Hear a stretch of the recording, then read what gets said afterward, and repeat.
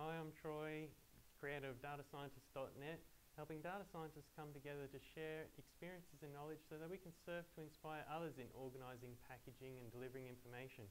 I'm really excited to be coming to you today from River City Labs, my new hangout, which I've just registered a desk here. So I'll be hanging out here and pushing out a few videos from this location. The first video I want to talk to you about is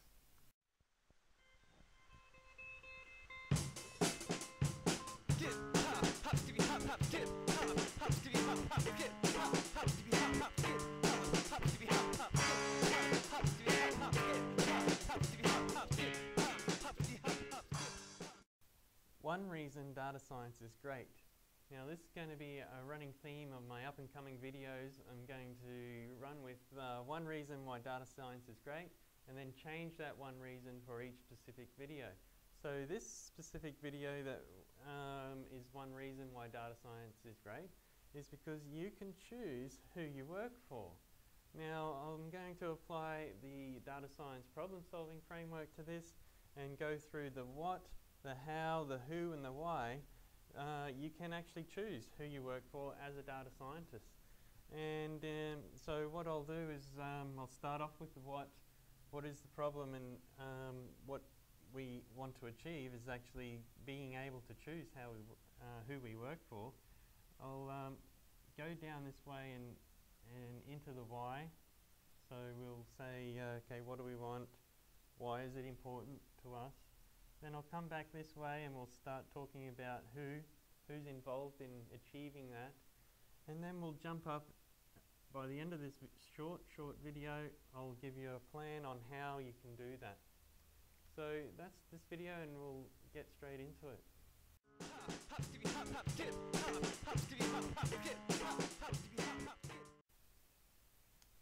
Okay, so what you want to do is become a freelance type service provider, and you can do that in a number of ways, and one of them is just setting yourself up as a consultant, and these are the things you need to be working towards if you want to start your and achieve this goal of choosing who you work for.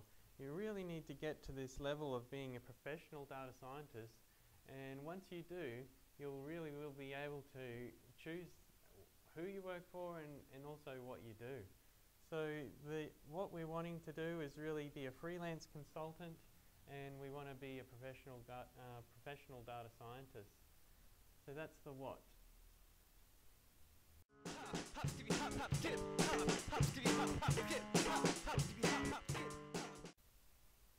So now onto the why. So why you might want to become a data scientist and then ultimately choose who you work for, because when you get to that level, you really can throw away or trash those old resumes and the CVs that you got to go through in the traditional process of getting a job. And there's no more recruitment agencies or human resources. We can come in at a different way, really promoting ourselves as a data scientist, as a professional service provider.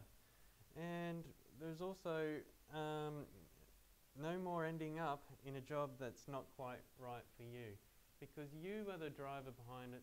You can actually go out and seek the people and the services and the areas that you like working at.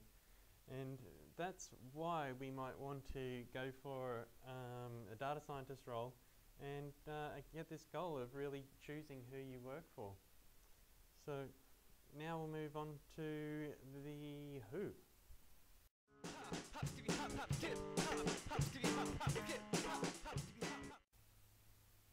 When it comes down to the who of this problem, there really is only 2 points to make.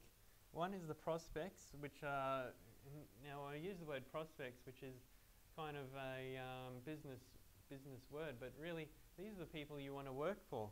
And in this context, it's can be applied as a prospect. So even though they're huge companies, or they might be small companies, or someone that you want to go work for, you consider them as really a prospect, and you are taking them through the sales process. Now the other person, or the who required is yourself. So you really, it is quite a self-driven goal that we want to achieve. Yes, there's people involved in terms of prospects and organisation that you want to target, but the main essence of what you need to take control of is yourself, and how you promote yourself, how you position yourself, how you go about achieving this goal. So there are only really two levels of the who that can be defined in achieving this goal of choosing who you work for. That's the prospects and yourself. So now let's move on to the how.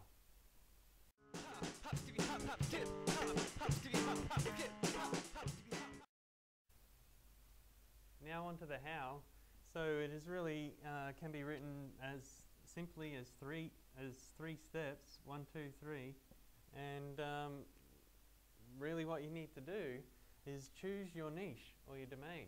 So choose those skills in that area that you want to excel at, and you will be able to know what that is if you just look inside and ask yourself, what are you really good at? So you've really got to make conscious decision of what your niche is going to be and the domain that you really want to choose. And because you can't go choosing someone that doesn't work in your domain. So first of all, you need to choose where you're going to serve and how. And once that is done, you need to continually build knowledge and experiences and your networking. So you need to keep learning. You need to put yourselves in the experiences that are going to help you be that expert. And you need to make contacts with a lot of people that you can, or as many people as you can, to build up your social network. And the third step is actually being that expert. So what you need to do is actually, once you have the knowledge, you have the experience, and you have the network, you need to promote yourself. You need to set up a blog. You need to be out there and be promoting yourself as that expert, and really believe in yourself as that expert. Now, this model I'm using for myself at the moment, and I've first-hand experience in how difficult it is to get through some of the job applications that are going out for data scientists at the moment. A recent job application I applied for was at EMC, that Australia, one of the biggest companies. I really like to work for them, and I saw a job come up as a data scientist. So I went through the old school system. I got my resume ready, and I pieced it all together, put it out. But no, I wasn't successful, because what they wanted was someone more in the machine learning statistical side of things, and that's fine. But yeah, I was sort of wondering, well, why didn't they just ask for that rather than the data scientist? But the thing is that the data scientists cover so many avenues that what they really want is the data scientist in that niche, in machine learning and high-level statistics. But that didn't come through in their ad. But my point is that don't give up on the traditional methods.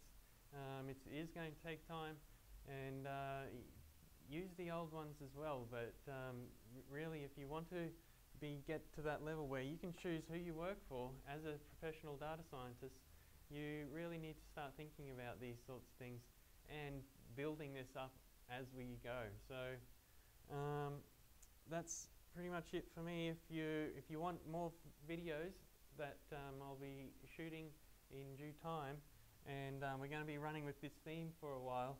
One reason data science is great, and then I'll give a different reason. Just go to datascientist.net. There's a great report there called the Data Scientist Intelligence Report that you can read, and I'm looking for feedback on. So if you get the opportunity to go to datascientist.net, on the homepage is a place you can enter your email and download the report for free. And I will then send you the report. If you can, opt in to, once you get the link to the main report, do the validation. So we've got your, as a validated opted in person, you will get updates for the next up and coming videos. So that's it for me, and thanks.